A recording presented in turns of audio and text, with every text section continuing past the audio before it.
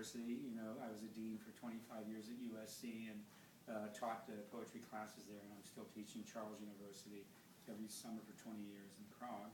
So I really care about what happens, you know, in the classroom.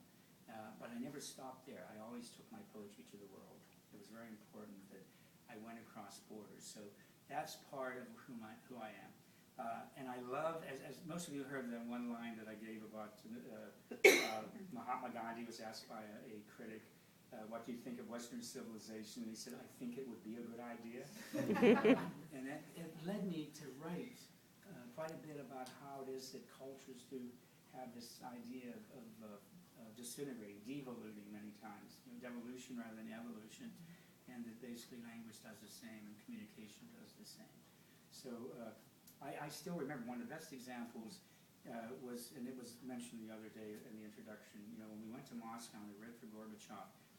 What you don't know, I mean, the great idea of how I love language falling apart, but we arrived very late. There was Bob Dylan, Robert Bly, and myself, and Seamus Haney came in later. And all we wanted to know was what time was breakfast in the morning. Now, this was an American-speaking, English-speaking hotel, Metropolitan Hotel.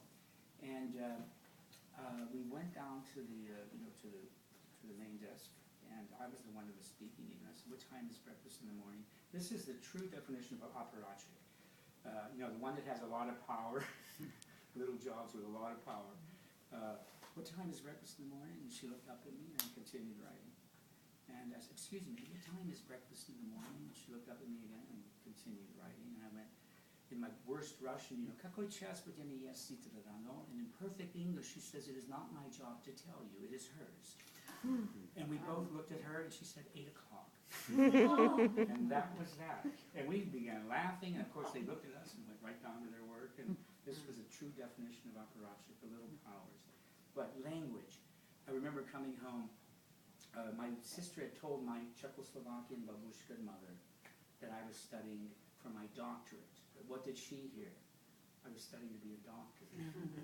For 4 to 5 years, I'm down doing my PhD, and my mother thinks I'm being a doctor. I was studying for it, and I came home, and she had one of her little friends there, and she says, this is my son Jimmy. I always talk about he's studying to be a doctor.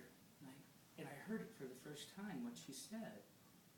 And I knew I had to cover for her right then. I didn't want to say anything. I just, immediately the woman went, oh, I have such pain here. And she went on with that. And, you know, I did study pre-med in undergraduate before I switched over to writing. And so I knew enough about it. And so I went behind her and I said, listen, you know, don't sleep high on the pillow, because I knew nasal dripping would cause backache. So I said, sleep high on the pillow and take 2 aspirin. She went home that night. She did everything I said. Next morning, oh, your son is going to be such a good doctor. I feel so much better already.